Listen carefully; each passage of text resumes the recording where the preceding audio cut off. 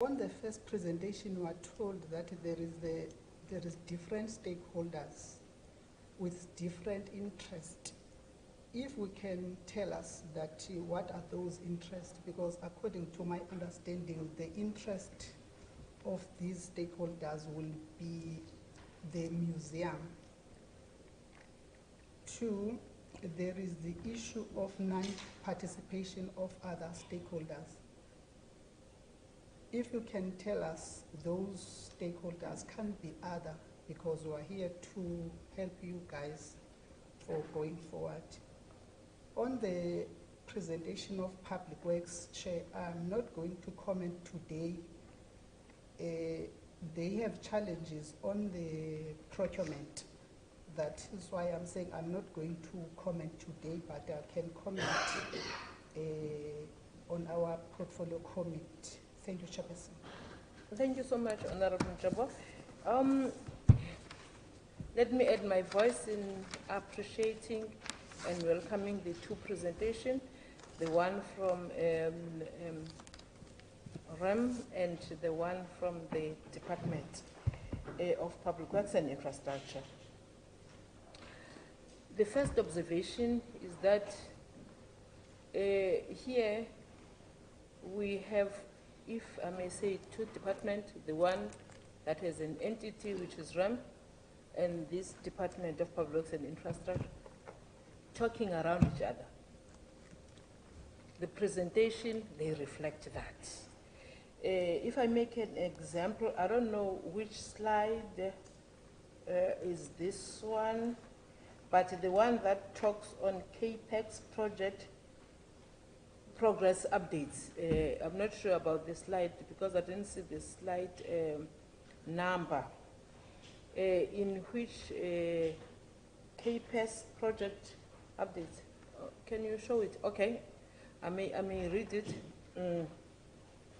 Bulk infrastructure, DPWI backlog from previous KUKA passed on to RIM to implement sports, arts and culture funded. But number 2, it was passed to RIM to implement, this one it was funded. But there is this one, number 4, there was no funding or diversion of funds from DPWI. And even in this one, due to lack of planned maintenance by DPWI. Then you come to DPWI presentation. They are having planned and unplanned minor maintenance. Remy is saying there's no such thing. So what should we, which report should we believe? That's why I'm saying that there may be in the plans of DPWI, they have plans of going to do minor repairs there. But from REM, there is no such that is happening. And they even no funds. I mean, with it's slide 4 and 5 with DPWI, where it is saying that it is doing planned and reactive maintenance. We have departments that are talking around each other, not talking, but it was indicated, as Honorable Mkhoto has said, that there has been a lack of communication. I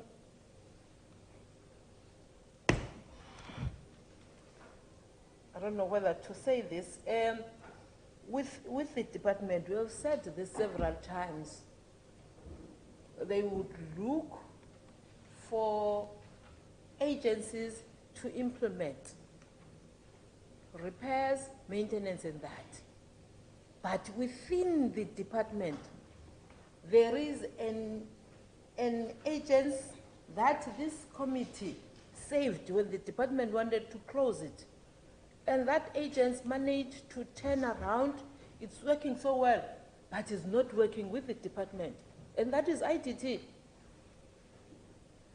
The department is telling us about KUHA, a project, even the times. department is saying 4 years, REM is saying 2015 to 2018, just by calculating. That's not 4 years, it's 3 years. So you don't understand who is telling us the truth, who is not telling us the truth. The reality is that as the portfolio committee, we are here because we recognize Robben Island as an important asset when it comes to heritage sites of South Africa. Not only South Africa. You are saying to us, it's a World Heritage Site, even recognized by UNESCO. And the reason it is a World Heritage Site, we have a renowned statesman, President Madiba, who spent most of his prison time in that island. There are so many countries in the world that they depend solely on their revenue on tourism. Why are we not capitalizing on this site to raise revenue? And that thing is not going to be done by the members on this side. It's going to be done by the intellectuals on that side and this side. Tourism needs to come on board. For that site to be maintained properly, tourism needs to come on board. And it's so unfortunate that out of 30 workers, you are left with 7. Definitely something is not going to happen there. Definitely something is not going to happen there. And if you are telling me that a contract expired in 2018, this is 2023. No contract has been put on place. There is someone who is not doing his or her job, DDG. In fact, the department is failing the museum, is failing the island. It is failing the island. If you are saying that from 2018, the time the contract expired, and now 2023, 5 years down the line, there has been nothing. You know, we have raised this several times on how you do work, Mr. Lombard. How long you take to finish one project. We're definitely not happy with what is being done here. I think, to me, the proposal would be to revive that tripartite or whatever. I think you need to start there.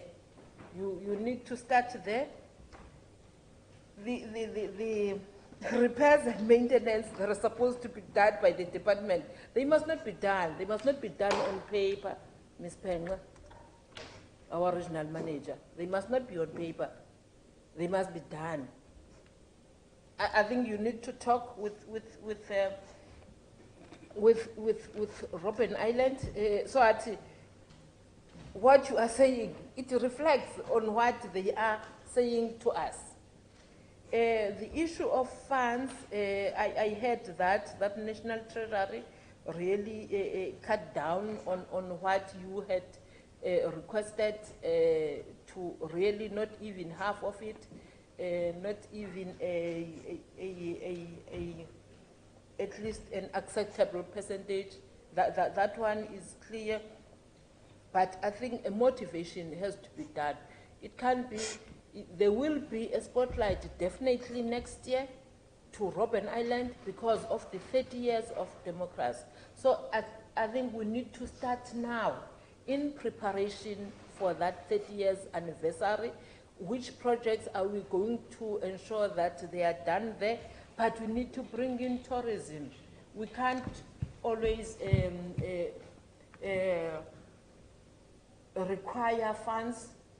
If we can make that island to be self-sustained, but tourism has to come in. How do we ensure that Robben Island is generating its own funds, but through tourism this time. We all understand the issue of COVID, that at some point you could not move around, so definitely you had to stop whatever that you were doing.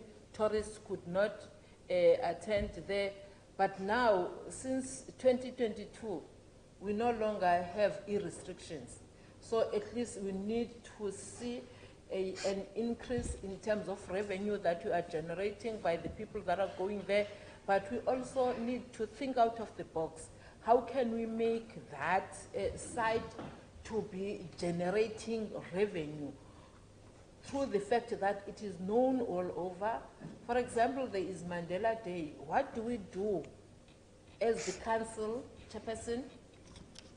What do we do, CEO, as the people that are responsible for Robben Island? We only have one person in the world that was given a day. Not even Kennedy, not even anyone who has ever ruled one of the countries in the world. It's only Madiba who has 18 July, his birthday, known worldwide as Mandela Day.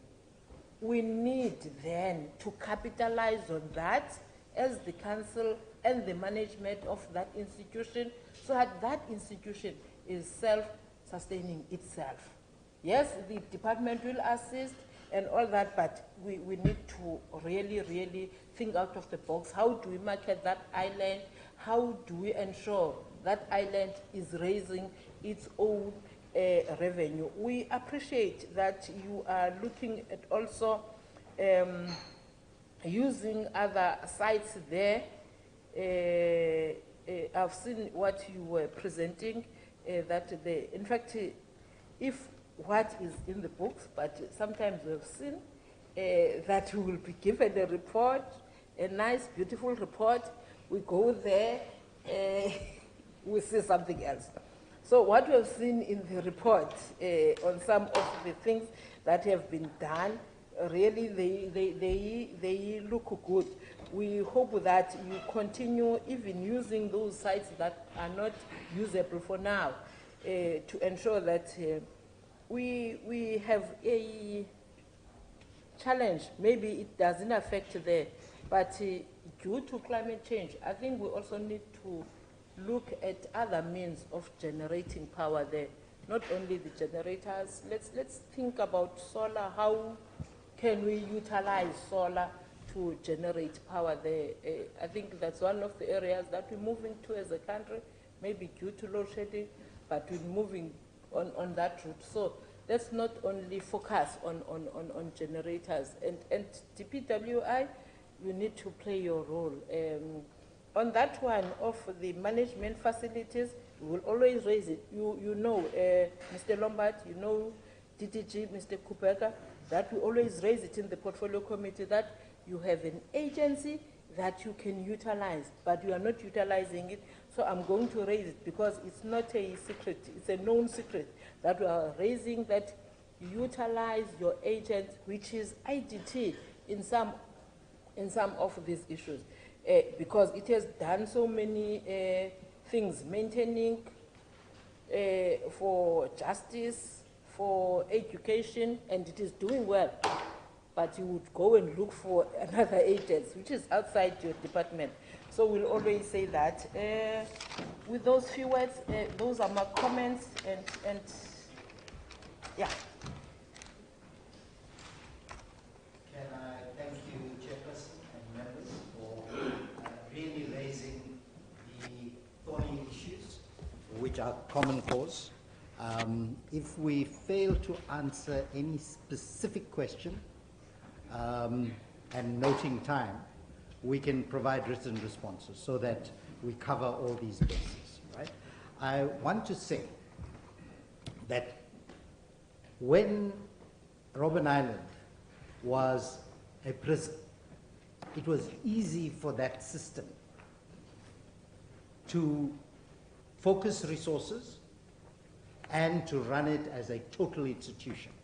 The problems of democracy underpin many of the questions you are raising, because we have silos of different departments, and I think that is the frustration that the public sector faces, and it has resulted in a manner of procurement of services, ignoring the objective conditions of the entities. I want to emphasize the points you have raised, that in 1996, the Mandela cabinet took resolutions on the status of the island. It did not anticipate there would be these silos that would happen where it was difficult for one department to deal with the other because of whatever contestation or particular legislations. Now, the legislative issues have been raised as a difficulty that DPWI confront, and RIM is on the receiving end of that. There is not a lack of desire from the officials we engage with. That's why they've been honest and open about the difficulties. Now, there are historic problems that resulted in the public protector findings. However, from that time, there's been a decline. Our peak probably was in the 2007 financial year, and we started declining. Added to that, and there's the contestation, the political and other stakeholder contestation, where each time somebody feels they have a problem, they will lump it onto Robben Island because of a variety of political and other issues we confront. Be that as it may, let's deal seriatim with some of the key issues. You see, when procurement of services happen, there are different models, and the colleagues from DPWI have raised that. There's build, operate, transfer, or perennial. I'm just going to use that as one, and the perennial contracting of service providers, which actually costs this country enormously, because the skills transfer that we need for our own people, at however you want to describe our own people, just simply doesn't exist, because those specialized entities will continue retaining the skills without the transfer to the people that can do it. Honorable van Schalkwyk raised local people. There are enough local people who can be brought on board. But because of these kinds of strictures that are confronted by the owning agency department, that's DPWI, versus the operating department, which is DSAC, the other entities, there are very few departments that don't relate to Robben Island in some way. Higher education, for instance, basic education, because of the historicity. And while the CEO has pointed out the 16th century advent of Dutch colonization, this island goes back into the pre-current era, some 400 to 500 years before the current era. The Phoenicians, there were armadas from the Chinese, there was if the Portuguese actually managed to land here, we would have been speaking Portuguese now, in the 1400s. They ended up, because of the hostile reaction they got from the local population, they ended up in Mozambique. That's a fact. And there was a moratorium placed by the European colonial powers not to do anything around here because these people are hostile. So those things are important to get a sense of where we are. So the apartheid system could dragoon. Democracy comes with its problems. But let's reassure you. We have engaged with all the key departments. National Department of Tourism has agreed and has been playing a role. Indeed, the National Department of Tourism paid for the photovoltaic solar panels. Right? Now, we've got that. We are undermined there because we are stuck with lack of batteries. There's no funding. Where do we get the resources from to put those in? Council, through its strategic interventions with its executive leadership, and these people who are here are less than 2 years employed at the top. Right? So we've come into these problems, which we are rectifying, including Auditor General issues. Right? So we are rectifying those. We have come in and we have engaged with local communities. We have created the opportunity for all the different groupings that have had some historic relations, from Makoma, etc., down to the Koringwa here. And we've done that formally on the 16th of December, and we've got a program of continuing that. In many of our engagements, we call them workshops on different areas. All those persons come on board. We've actually now created a stakeholder committee, where that stakeholder committee will include, besides our executive authority department, DSAC, will include DPWI, tourism, DFFE, which is a completely absent partner, and it plays a major role on the natural conservation side. You see, this island has diminished. We can tell you that, having been there from the mid-70s, the island has actually diminished in size. It has got other fauna and flora which are the predatory behavior by people. We've engaged with the Navy to look at resuming patrols, for instance. I'm not going to go into all the other details we have done. We're engaging with the Ministry of Justice, which includes correctional services, for other heritage artifacts. Of the 5 presidents we've had in this country, 3 have been on Robben Island. The first one, our icon, Madiba, then Motlanthe, then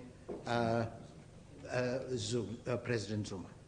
Now, each of them, we have engaged with their foundations, and with the current former presidents, they have agreed to provide certain artifacts for Robben Island. So we're giving you the positive side of it.